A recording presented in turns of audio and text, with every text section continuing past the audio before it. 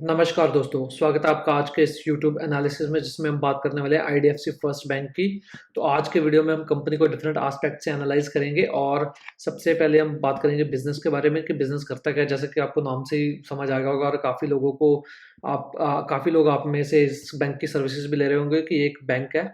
उसके बाद फिर हम बात करेंगे फंडामेंटल्स की कि कंपनी में आज की डेट में क्या फंडामेंटल प्रॉब्लम है, क्या कंपनी कर रही है, कौन से ऐसे चेंजेस हो रहे हैं जिनसे इन फ्यूचर ये इंप्रूवमेंट हो सकते हैं। तो उसकी हम एनालिसिस करेंगे फंडामेंटल्स में। फिर हम बात करेंगे कि आज की डेट में कंपनी की वैल्यूएशंस कहाँ पे है, बैंक की जो वैल्यूएशंस हैं, तो प्राइस टू बुक लेवल पे, प्राइस टू सेल्स लेवल पे और प्राइस टू अर्निंग्स लेवल पे कहाँ पे आज की डेट में बैंक स्टैंड करता है। फिर हम बात करेंगे टेक्निकल एनालिसिस की कि आज की डेट में जो प्राइस ट्रेंड है वो किस तरफ है, क्या वो ऊपर है, क्या वो नीचे है, क्या वो साइडवेज है, क्या इन फ्यूचर इंप्रूवमेंट हो सकती है, उस सब की बात हम टेक्निकल्स में करेंगे। फिर हम बात करेंगे कुछ की डेवलपमेंट्स की जो कि इन फ्यूचर कंपनी की प्रॉफिटेबिलिटी को पॉजिटिव वे में इम्पैक्ट कर सकते हैं। और फिर हम बात करेंगे कुछ की रिस्क फैक्टर्स की जो कि इन फ्यूचर कंपनी की प्रॉफिटेबिलिटी को नेगेटिव वे में इम्पैक्ट कर सकते हैं।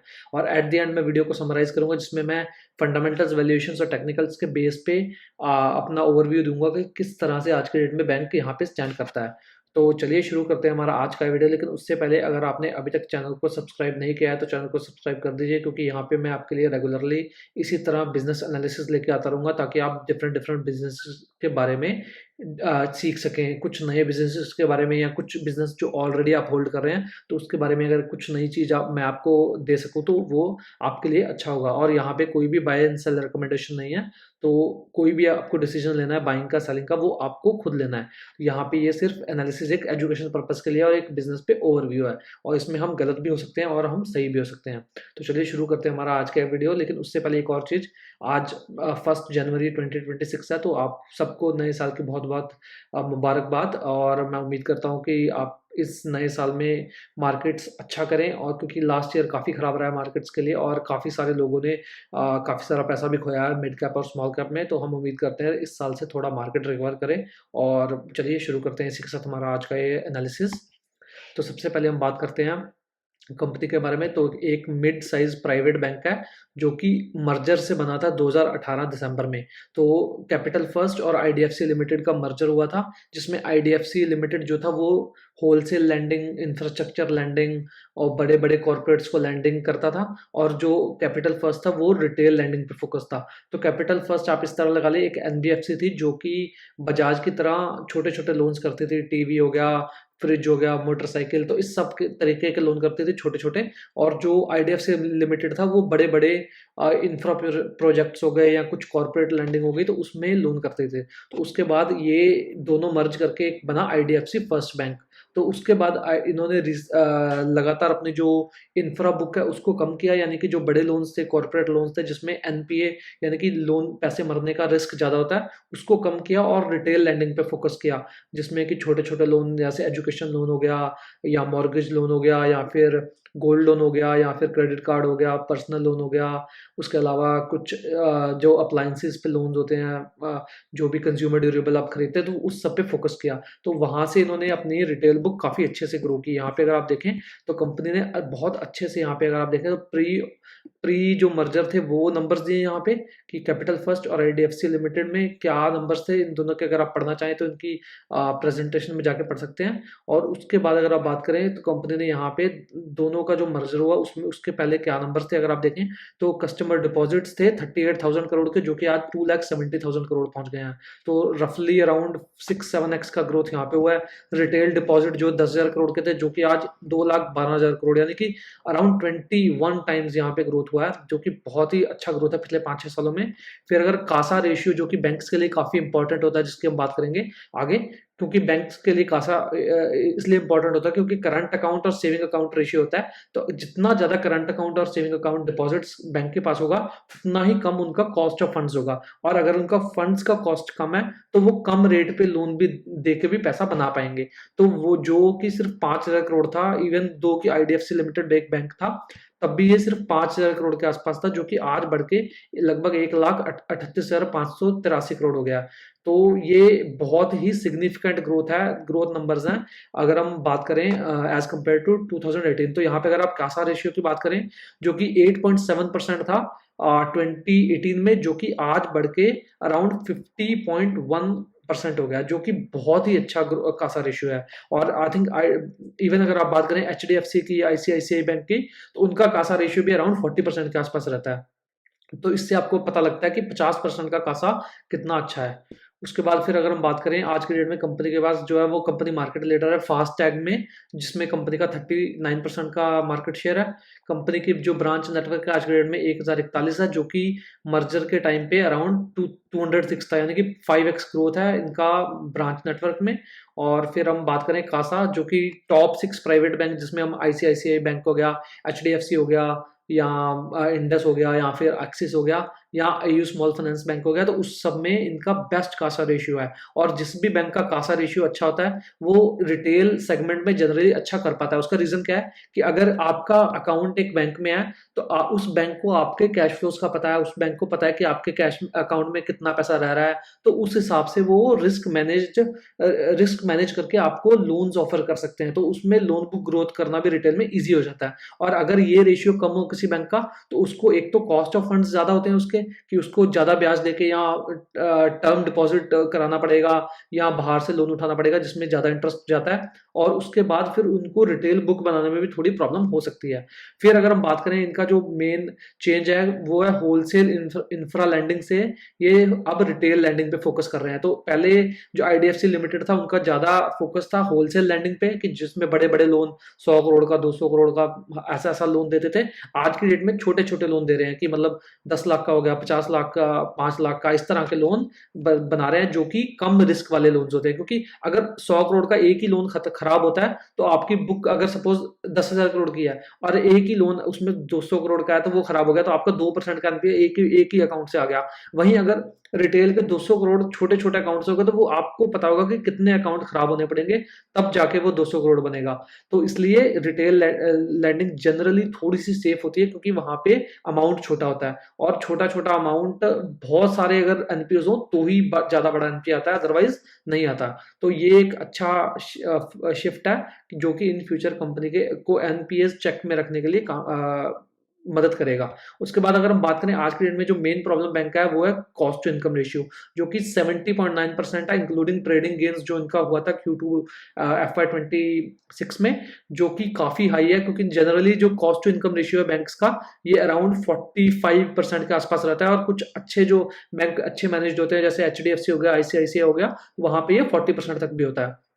तो जैसे जैसे जो इन्होंने रिसेंटली इन्वेस्टमेंट्स किए हैं उस वजह से ये इनका रेशियो हाई है, क्योंकि इन्होंने अब 5 टाइम्स ब्रांचेस खोले हैं पिछले 5 सालों में। अब ब्रांचेस खोल तो दी, अब पहले साल से तो उसमें पूरा बिजनेस नहीं आएगा, वो थोड़ा टाइम लेगा स्केल करने के लिए। उसके बाद इन्होंने क्रेडिट कार्ड का बिजनेस शुरू किया, उसमें भी पहले साल से तो प्रॉफिटेबल नहीं होंगे। तो जितने भी इन्होंने नए प्रोडक्ट्स लॉन्च किए हैं इनिशियली वो हाई कॉस्ट स्ट्रक्चर में है और लॉसेस कर रहे हैं, और जैसे जैसे उनके लॉसेस अब थोड़े कम होने शुरू हो गए हैं स्केल के साथ, वैसे वैसे इनका कॉस्ट टू इनकम रेशियो भी इन फ्यूचर कम हो सकता है। उसकी बात हम की डेवलपमेंट्स में करेंगे कि क्या क्या कंपनी कर रही है इसको कम करने के लिए। तो ये बेसिक एक ओवरव्यू था इस बैंक का।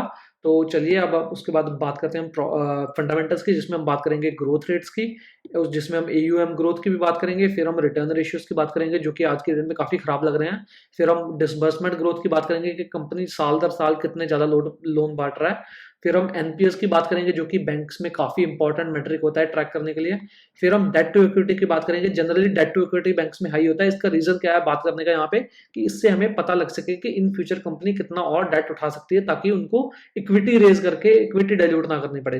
क्योंकि अगर कोई बैंक लगातार इक्विटी डाइल्यूट करता रहता है तो उसके जो करंट शेयर होल्डर्स क्या है उनके लिए वो प्रॉब्लमेटिक हो सकता है, जो कि इस बैंक ने पिछले 4-5 सालों में लगातार इक्विटी डाइल्यूट किया है। उसका रीजन क्या है कि इनके आरओई काफी अच्छी नहीं थी, जिसकी हम बात करेंगे कि क्यों नहीं थी और क्या उसमें प्रॉब्लम्स थी। तो वो काफी खराब रहा है शेयर होल्डर्स के लिए। फिर हम बात करेंगे कॉस्ट टू इनकम रेशियो की, जो कि मेन प्रॉब्लम है आज के डेट में बैंक का, और जो इन फ्यूचर एक डेवलपमेंट भी हो सकता है। फिर एट द एंड हम बात करेंगे कासा रेशियोज की, कि कासा रेशियो किस तरह से कंपनी का बहुत स्ट्रांग है और किस तरह से ये हेल्प करता है किसी भी बैंक को ग्रो करने के लिए। तो चलिए शुरू करते हैं हम ग्रोथ रेट से। तो अगर हम 2021 की बात करें तो ये 1-2 साल बाद की बात है मर्जर के, जहाँ पे लॉस टू प्रॉफिट टर्न हुआ था बैंक। और अगर हम बात करें रेवेन्यू लेवल पे, तो रेवेन्यू लेवल पे डी ग्रोथ था 1%, 1.68% का। यहाँ पे अगर हम स्क्रीनर पे आके इनका देखते हैं तो ये देखें, तो अगर हम इनका ये देखें तो 1.68% का डिग्रोथ था रेवेन्यू लेवल पे, और बैंक जो 2020 में 2800 करोड़ का इन्होंने घाटा किया था, वो 483 करोड़ के प्रॉफिटेबिलिटी में टर्न हो गया, जो कि काफ़ी अच्छा सिग्नल था वहाँ पे। और उसके बाद अगर हम बात करें 2022 की, तो उसमें रेवेन्यू ग्रोथ अच्छा था 7.54%, लेकिन पैट में डी ग्रोथ था 73% का, क्योंकि यहाँ पे बैंक अपने इन्वेस्टमेंट फेज में था, जो नए नए प्रोडक्ट ला रहा था, अब ब्रांचेस सेटअप कर रहा था, उस सब का कॉस्ट बढ़ने के कारण इनका प्रॉफिटेबिलिटी में हिट होगा।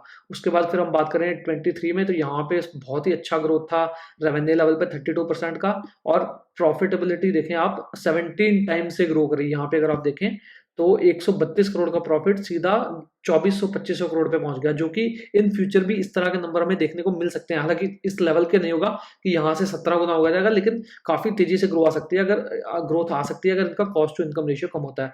फिर अगर हम बात करें 24 की, यहाँ पे प्रॉफिटेबिलिटी थोड़ी सी मॉडरेट लेवल पे ग्रो की और रेवेन्यू अच्छे लेवल पे ग्रो किया। फिर बात करें 25 की, तो 20% की ग्रोथ थी रेवेन्यू में और डी ग्रोथ थी पैट में। अब 25 में क्या प्रॉब्लम हुआ इनका, MFI बुक में ओवरऑल इंडस्ट्री में प्रॉब्लम हुआ था, उस वजह से कंपनी को ज्यादा प्रोविजन बनाने पड़े, जिस वजह से इनके प्रॉफिटेबिलिटी में हिट हुआ। यहाँ पे अगर आप देखें 132 करोड़, फिर 2485 करोड़, फिर 2942 करोड़, फिर यहाँ पे 1500 करोड़, सीधा ही 50% का हेयर कट हो गया यहाँ पे। तो अब इन फ्यूचर यहाँ से शायद थोड़ी इंप्रूवमेंट की गुंजाइश दिख रही है। उसका रीजन यहाँ पे अगर आप पिछले 4 क्वार्टर की बात करें कि पैट में देखें डी ग्रोथ था दिसंबर में, फिर डी ग्रोथ था मार्च में, फिर डी ग्रोथ था जून में। अब देखें काफी 4-5 क्वार्टर के बाद यहाँ पे प्रॉफिटेबिलिटी पैट पैट ग्रोथ जो है वो पॉजिटिव आई है, और काफी अच्छे लेवल पे। ये 64% का ग्रोथ हुआ है, जबकि रेवेन्यू सिर्फ 10% से ग्रो किया है, और रेवेन्यू काफी स्टेबल ग्रोथ रही है। रेवेन्यू में थोड़ी सी स्लो डाउन इसलिए हुआ है कि उन्होंने MFI बुक का जो ग्रोथ है वो कम किया है, तो उस वजह से इनका रेवेन्यू थोड़ा सा कम लेवल पे ग्रो किया है। ओवरऑल अगर हम देखें तो थोड़ा सा यहाँ पे इम्प्रूवमेंट और चाहिए प्रॉफिटेबिलिटी लेवल पे, और जो रेवेन्यू लेवल पे बैंक काफी स्टेबली और कंसिस्टेंटली ग्रो कर रहा है। तो ओवरऑल ग्रोथ हमें अच्छी लग रही है, इन फ्यूचर इंप्रूव हो सकती है अगर पैट और रेवेन्यू जो है वो कंसिस्टेंटली 20-25% के आसपास ग्रो करते हैं, तो काफी पॉजिटिव साइन होगा बैंक के लिए। फिर अगर हम बात करें एसेट क्वालिटी की, जो कि देखें यहाँ पे मर्जर के टाइम 4.15% के GNPA थे, 23 में ये थोड़े और कम हुए, और अब 2025 में ये 1.9% पे आ गए, तो स्टेबली नीचे को आए हैं, जो कि एक पॉजिटिव साइन है। और इसका रीजन क्या है कि इंफ्रा बुक इन्होंने कम किया है और रिटेल बुक पे फोकस किया है, और पिछले 4 क्वार्टर में भी ये बिलो 2% रहे हैं, जो कि एक अच्छा साइन है। तो 1.97% के आसपास है, जो कि शायद अगर MFI बुक का प्रॉब्लम ना होता तो शायद ये और बेहतर हो सकते थे।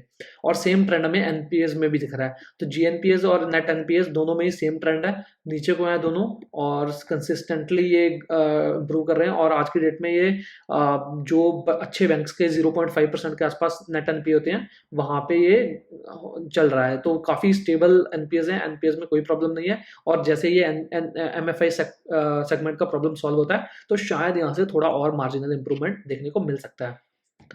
फिर अगर हम बात करें AUM ग्रोथ और डिसबर्समेंट ग्रोथ की, जिससे हमें पता चलता है कि कंपनी साल दर साल कितने लोन बांट रही है और कितना उनका टोटल एसेट ग्रोथ हुआ है, तो उसमें अगर आप यहाँ पे देखें तो यहाँ पे थोड़ा सा मॉडरेट ग्रोथ था, क्योंकि कंपनी यहाँ पे टर्न अराउंड फेज में थी। और पिछले अगर 3 साल की बात करें तो 3 साल में ग्रोथ अच्छा है, मिड टीन से 20% के आसपास है, और ये 25 में थोड़ा स्लो डाउन हुआ है, अदरवाइज ये 25% के आसपास था 23 और 24 में। उसका रीजन क्या है कि यहाँ पे MFI का प्रॉब्लम आया था, MFI का प्रॉब्लम आने की वजह से कंपनी ने थोड़ा लोन ग्रोथ में स्लो डाउन किया, और थोड़ा सा उस सेगमेंट को स्लो डाउन किया, उस वजह से AUM ग्रोथ भी इनका थोड़ा सा कम हुआ है। तो ओवरऑल ग्रोथ अच्छा है। यहाँ पे कंपनी का जो गाइडेंस है वो 20 से 22% का ग्रोथ है लॉन्ग टर्म में, जो कि शायद ये अचीव भी कर सकते हैं, क्योंकि स्केल आज के डेट में काफी छोटा है इनका। फिर अगर हम बात करें डेट टू इक्विटी रेशियो की, तो डेट टू इक्विटी रेशियो तो जनरली बैंक का हाई होगा, तो आज के डेट में ये थोड़ा सा हायर साइड में ही ऑपरेट कर रहे हैं, तो इतना हेडरूम नहीं है इनके पास। तो अगर इनके पैट बहुत अच्छे से इम्प्रूव नहीं करते प्रॉफिटेबिलिटी, तो शायद इनको इक्विटी और डाइल्यूट करना पड़ सकता है, जो कि आज ये आई थिंक 7.8 के आसपास चल रहे हैं डेट टू इक्विटी के मामले में। तो 7.8 8.5 तक शायद जा सकते हैं, 8 से 8.5, उसके ऊपर लेवरेज उतना अच्छा नहीं होता है। तो रिसेंटली इन्होंने जो फंड रेज किया, शायद उसके बाद थोड़ा सा इनको थोड़ा कुशन मिले कि ग्रो करने के लिए, क्योंकि अगर एक बैंक लोन नहीं रेज करेगा या डिपॉजिट्स नहीं रेज करेगा, तो वो आगे लोन बांटेगा कैसे, क्योंकि बैंक का रॉ मटेरियल ही कैश है। तो बैंक को तो कैश चाहिए। तो यहाँ पे डेट टू इक्विटी रेशियो पे आपको ये नहीं सोचना कि 7.6 टाइम्स का या 7.8 टाइम्स का है तो काफ़ी हाई है। हाई ज़रूर है, यहाँ से नॉर्मली अगर आप देखें तो पीएससी उसका 10 से भी ऊपर होता है। नॉर्मल जो बैंक्स एफिशिएंटली रन करते हैं उनका 8 से 9 टाइम्स के आसपास ये रहता है। तो बिल्कुल लिमिट के आसपास चल रहे हैं, तो इनको प्रॉफिटेबिलिटी इंप्रूव करनी होगी अगर इनको इन फ्यूचर इक्विटी डाइल्यूट नहीं करनी है। उसका रीजन क्या है कि अगर बैंक अपनी प्रॉफिटेबिलिटी इंप्रूव कर लेगा तो इनके पास इंटरनली फंड्स आ जाएंगे इन फ्यूचर आगे लोन्स में देने के लिए। तो उसके बाद इनको शायद एक्सटर्नल फंडिंग की उतनी जरूरत ना पड़े, लेकिन आज के डेट में ये बिल्कुल लाइन पे है। तो शायद अगर इनका 1-2 साल प्रॉफिट्स इंप्रूव नहीं होते तो शायद इनको एक बार या 2 बार और इक्विटी डाइल्यूट करना पड़ सकता है, जो कि एग्जिस्टिंग शेयर होल्डर के लिए काफी नेगेटिव चीज है। और फिर हम बात करते हैं इनका कासा रेशियो की और कॉस्ट टू इनकम रेशियो की। तो कासा रेशियो 51% पहुंच गया था FY 2021 में।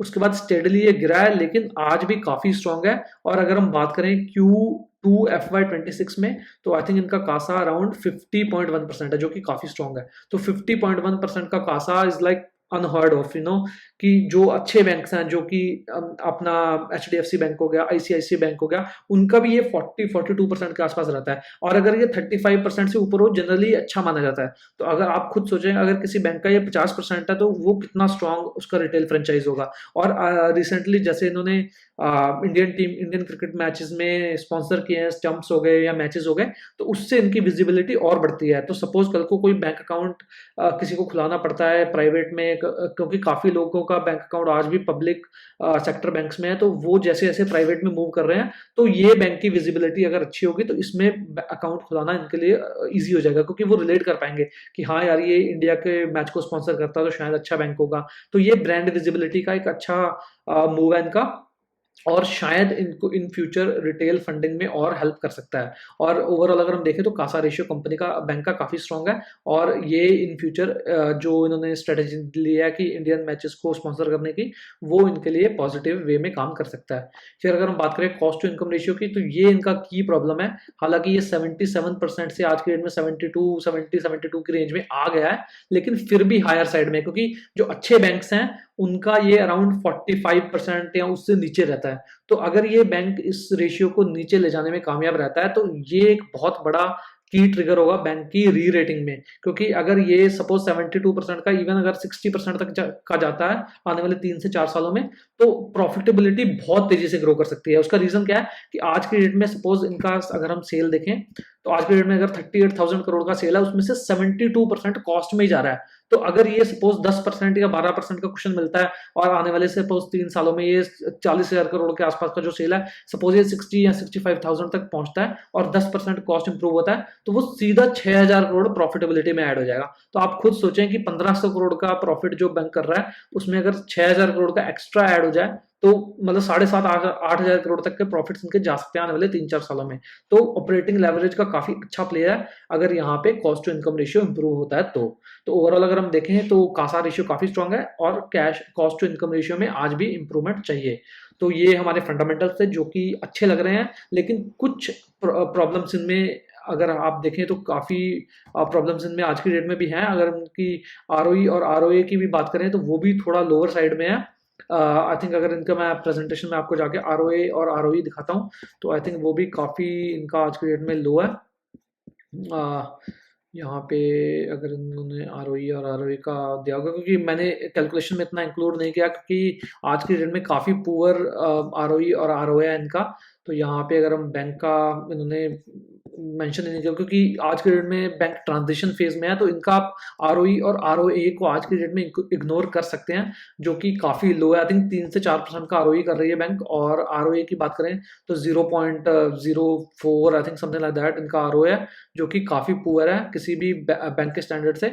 लेकिन ये इम्प्रूव हो सकता है। उसका रीज़न क्या है कि कॉस्ट स्ट्रक्चर बैंक का आज भी काफ़ी अपना हाई चल रहा है, और जब भी कॉस्ट स्ट्रक्चर इतना हाई होता है तो प्रॉफिटेबिलिटी आपकी हिट लेती है, तो उसमें उस चक्कर में आपका आरओई और आरओए दोनों इंपैक्टेड रहेगा। तो आज की डेट में आरओई और आरओए देखने का इतना मतलब बनता नहीं है इस बैंक का।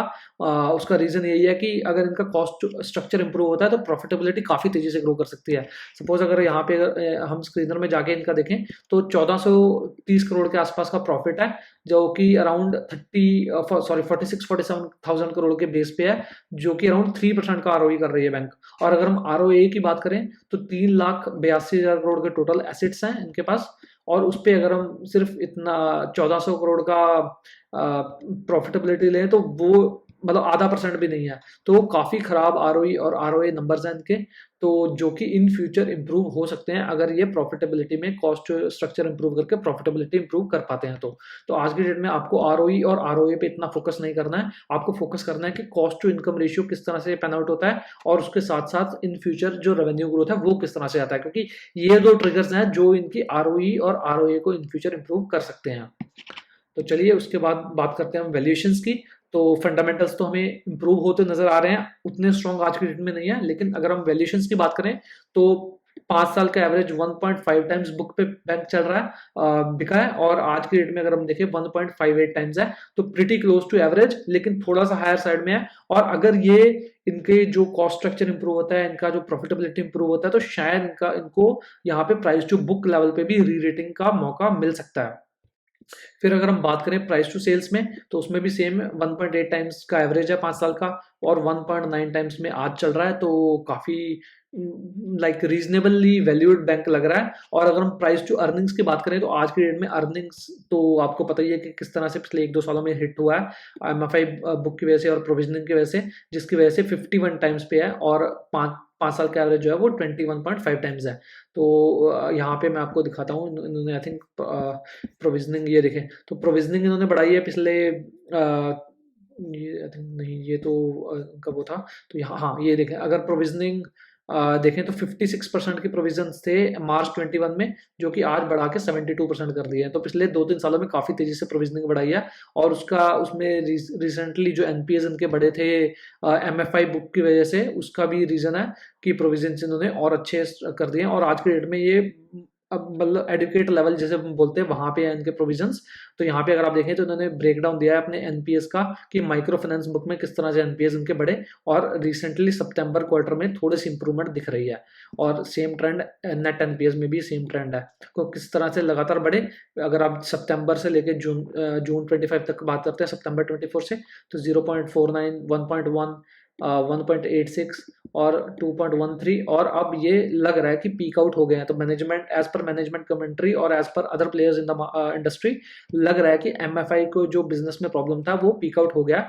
तो शायद उसके बाद इनका अगर यहाँ से ग्रोथ फेज थोड़ा कंटिन्यू होता है कि प्रॉफिट्स और रेवेन्यू में लगातार ग्रोथ आती है और कॉस्ट टू इनकम रेशियो थोड़ा कम होता है, तो शायद यहाँ पे वैल्यूएशन थोड़े और एक्सपैंड कर सकते हैं। अगेन कोई भी यहाँ पे रिकमेंडेशन नहीं है कि वैल्यूएशन यहाँ पे आज चीप है तो कल को एक्सपैंड करेंगे। अगर cost to income ratio suppose नहीं इंप्रूव होता है तो शायद वैल्यूएशन यहीं पे रह जाए या यहाँ से और कॉन्ट्रैक्ट कर जाए, नो वन नोज दैट।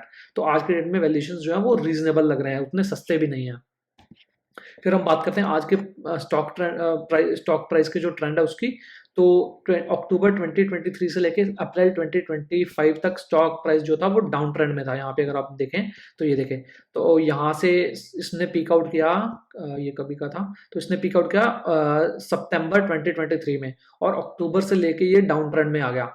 तो उसके बाद मार्च तक ये डाउन ट्रेंड में था, मार्च में इसने ट्रेंड चेंज करना शुरू किया, मार्च अप्रैल में, और उसके बाद आज के डेट में ये पॉजिटिव अपवर्ड ट्रेंड की तरफ चल दिया। और आज के डेट में अगर हम इनका आरएसआई भी देखें तो आरएसआई भी 64 के ऊपर है, तो मोमेंटम भी स्ट्रांग लग रहा है और ट्रेंड भी अच्छा लग रहा है। और उसके बाद अगर हम देखें, अगर प्रॉफिटेबिलिटी यहाँ से इंप्रूव होती है तो शायद ये ट्रेंड और कंटिन्यू कर जाए। और उसके बाद एक और चीज क्या है कि पिछले 6-8 महीनों में, 1 साल में बैंकिंग इंडस्ट्रीज ने काफी अच्छा किया है, क्योंकि पिछले 4-5 सालों में बैंकिंग इंडस्ट्री काफी खराब किया था, और वो ट्रेंड अब चेंज हो रहा है। और जैसे जैसे इकोनॉमी में रिकवरी आती है इन फ्यूचर, थोड़े जैसे अभी जीएसटी कट्स आया तो कंजम्पशन लेड ग्रोथ जब आएगी, तो इस तरह का बैंक या इस तरह का एनबीएफसी जो रिटेल सेगमेंट पे फोकस्ड है उसके लिए वो काफी पॉजिटिव होगा, क्योंकि जब भी कंजम्पशन बढ़ेगा तो लोग ऑटोमेटिकली थोड़ी और अपना बोरोइंग कैपेसिटी की तरफ जाएंगे थोड़ी और। सपोज किसी ने टीवी खरीदना तो शायद वो कैश देने के बजाय मे बी बैंक के थ्रू खरीद ले, किसी ने गाड़ी खरीदनी है शायद वो कैश देने के बजाय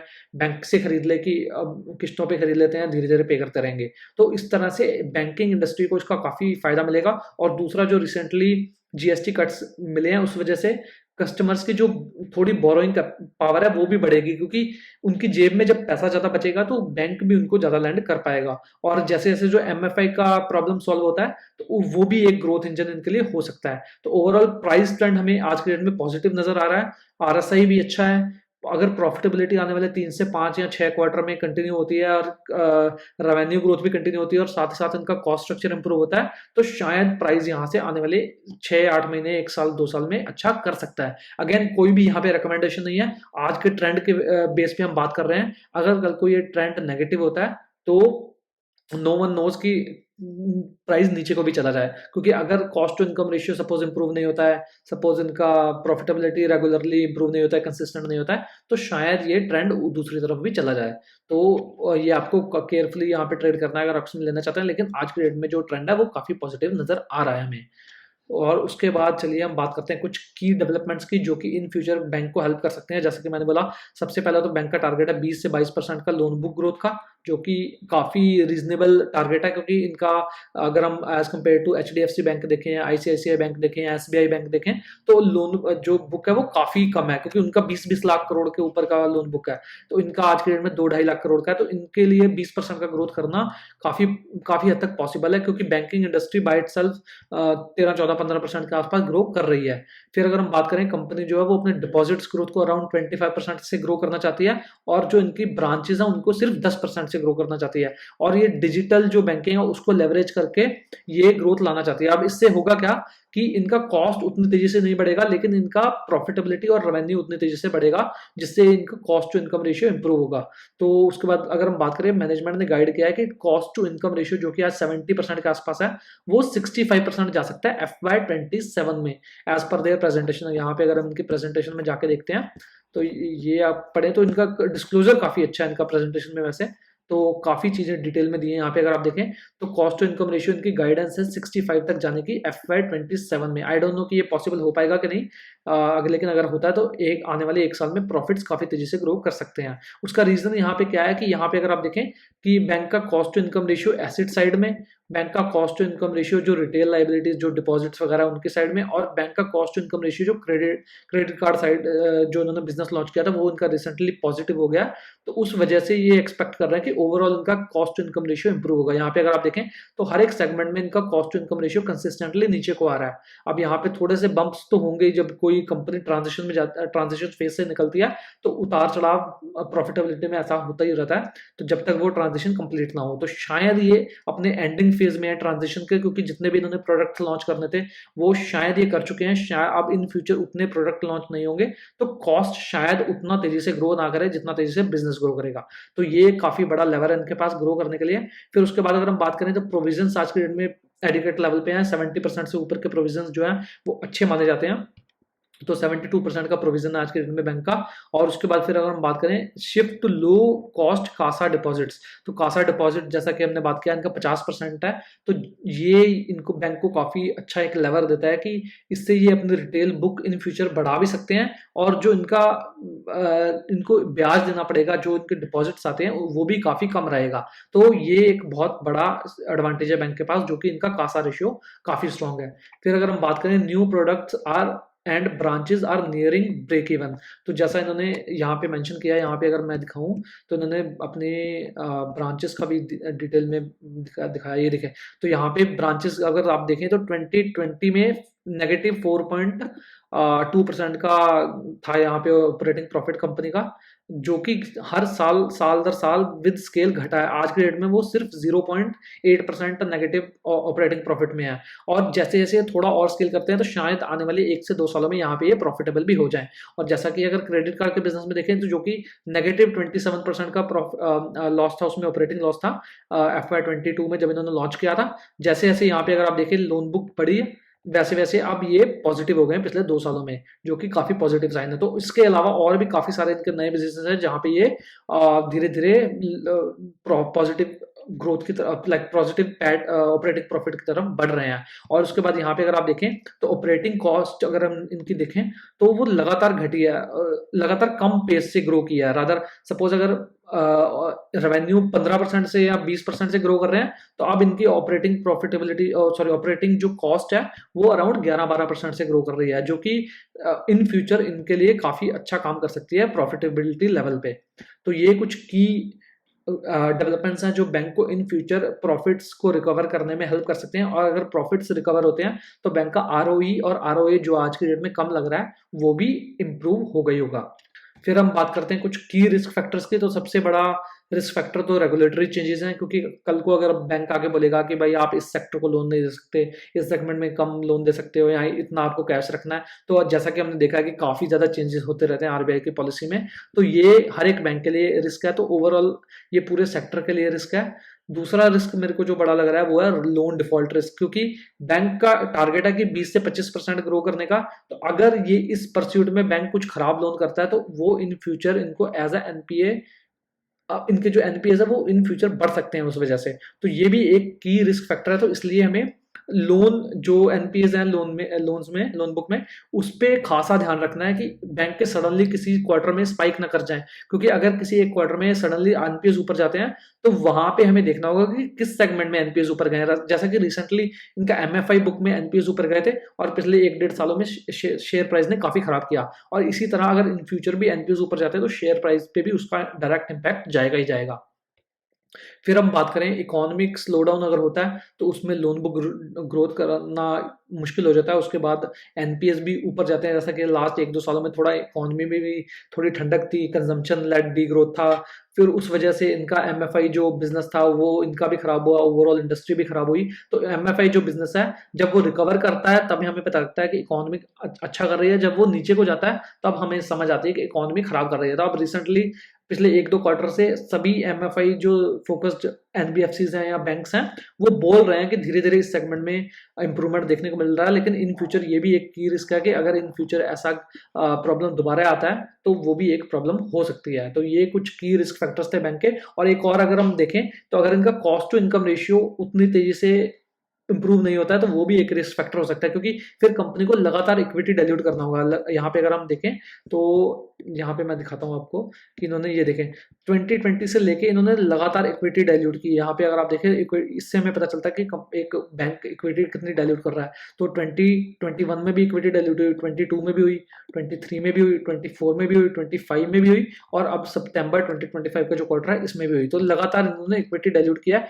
उसी वजह से हमें इनके शेयर प्राइस में उतना कंसिस्टेंट परफॉर्मेंस नहीं देखने को मिला है। और इन फ्यूचर अगर ये फिर से इक्विटी डाइल्यूट करते हैं तो फिर ये प्रॉब्लम आ सकता है। तो ओवरऑल ये कुछ की रिस्क फैक्टर हैं जो आपको ध्यान में रखने हैं अगर आप इसमें इन्वेस्ट करना चाहते हैं। और एक और चीज यहाँ पे अगर मैं दिखाऊं तो इसमें डिटेल होल्डिंग काफी ज्यादा है, ये भी एक रिस्क फैक्टर रहता है, क्योंकि सप्लाई काफी ज्यादा बढ़ती है। अब रिसेंटली हालांकि अक्टूबर क्वार्टर में ये कम हुई है, लेकिन उसके अलावा फिर भी 35-40% के आसपास का रिटेल होल्डिंग है। और अगर आप नंबर ऑफ शेयर होल्डर्स देखें तो 30 लाख शेयर होल्डर्स के आसपास है, जो कि धीरे धीरे कम हो रहा है, जो कि एक पॉजिटिव साइन है। 33 लाख पहुंच गया था ये दिसंबर 24 में, लेकिन जैसे जैसे शेयर प्राइस ने अंडर परफॉर्म किया ये धीरे धीरे कम हो रहा है। तो रिटेल होल्डिंग बहुत ज्यादा है इस बैंक में, जो कि एक की रिस्क फैक्टर हो सकता है। उसका रीजन क्या है कि जब ज्यादा शेयर होल्डर होते हैं आपके पास तो थोड़े से भाव जब बढ़ता है तो उसमें बेचने के लिए काफी लोग रेडी होते हैं, तो उसमें सस्टेन मोमेंटम नहीं बन पाता किसी भी शेयर का।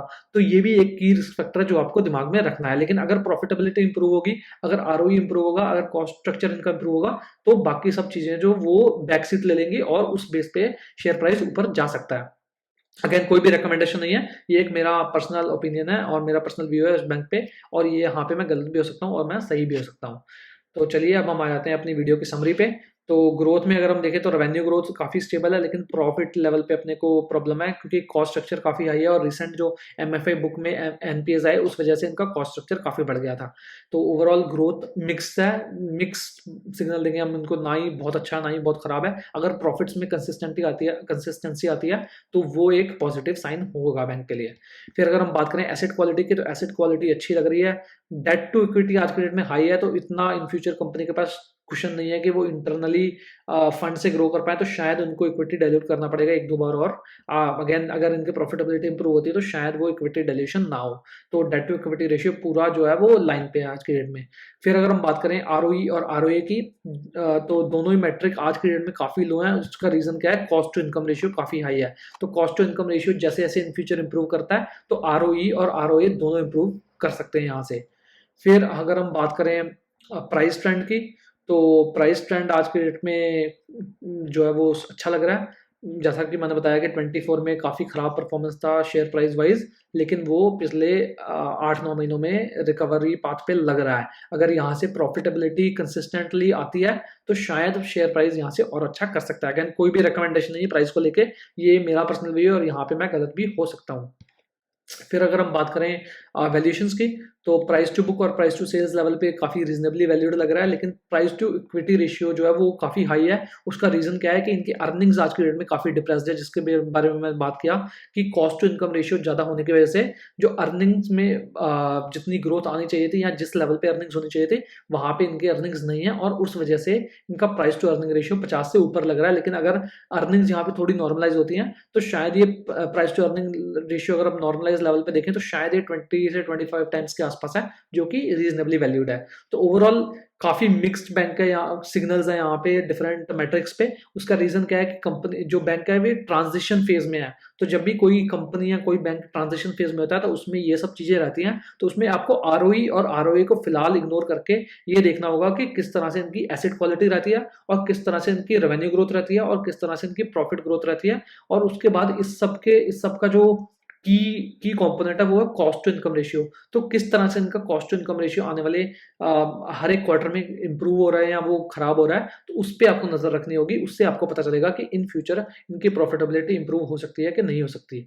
तो ये हमारा एनालिसिस था आईडीएफसी फर्स्ट बैंक का। मैं उम्मीद करता हूँ आपको अच्छा लगा होगा। तो वीडियो को यहाँ तक देखने के लिए बहुत बहुत धन्यवाद। अगर आपको वीडियो अच्छा लगा तो वीडियो को लाइक जरूर कीजिएगा, और ऐसे ही फ्यूचर एनालिसिस के लिए चैनल को सब्सक्राइब करना ना भूलें, क्योंकि इन फ्यूचर में मैं आपके लिए डिफरेंट डिफरेंट कंपनीज पे इस तरह का एनालिसिस लेके आता रहूंगा, ताकि आप कंपनी को इनसाइड आउट जान सकें, और आप अगर उसको होल्ड करते हैं तो आपको समझ आ सके कि उसमें क्या प्रॉब्लम्स आ सकती हैं, या अगर आप उसको होल्ड करना चाहते हैं तो आप समझ सकें कि कौन से ऐसे की ड्राइवर्स हैं जो इन फ्यूचर उनकी ग्रोथ को इम्पैक्ट कर सकते हैं पॉजिटिव और नेगेटिव वे में। तो अगर आपको वीडियो अच्छा लगा तो वीडियो को लाइक कीजिएगा, और वीडियो को यहाँ तक देखने के लिए बहुत बहुत धन्यवाद। बहुत जल्द मुलाकात होगी एक और ऐसे ही वीडियो के साथ। तब तक के लिए रखिए अपना बहुत सा ख्याल। धन्यवाद, और एक बार फिर हैप्पी न्यू ईयर आप सबको। और मैं उम्मीद करता हूँ कि नया साल मार्केट्स के लिए अच्छा हो।